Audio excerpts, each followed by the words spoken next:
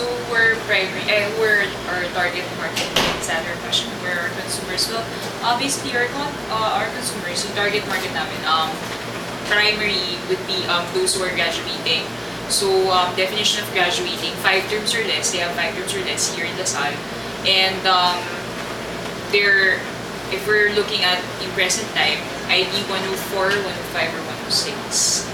Primary yun. Secondary, those who just want to get a yearbook because their friends are there or their blockmates are there. Like for example, last year I got, because I was from an ISE block and I later shifted on to a Liacom course. So all of my classmates are already graduating.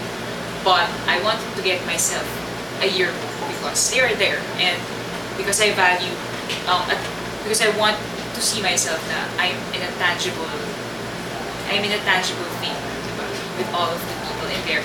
Tertiary market would be, actually there are some people who are applying in their second year and they not necessarily na meron silang mga kilala. They just want to get themselves a yearbook. So they just want to get themselves a photo or what. Well, we don't have anything against that, but yun nga, primary target would be those who are graduating, of course, it's a year. Okay, next, how do we reach out to our consumers? Well, basically, we do a lot of, we inject a lot of marketing techniques, things that we learn in class. A lot of us are marketing students in here.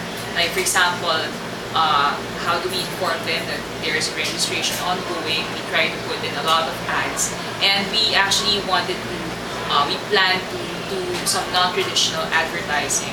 Unfortunately, like for example, yung mga pinlan namin, like yung food stamps, like yung paglalagay ng mga posters sa elevators and all, they were not implemented because the school places restrictions on that. But nevertheless, we have a lot of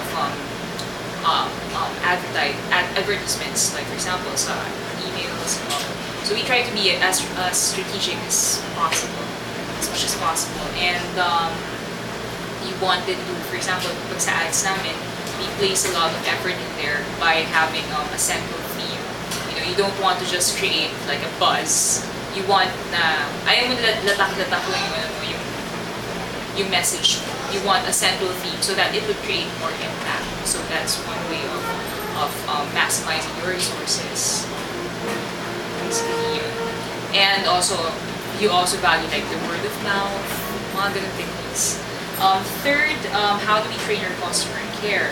Well, basically, we just need to know the processes of being employed.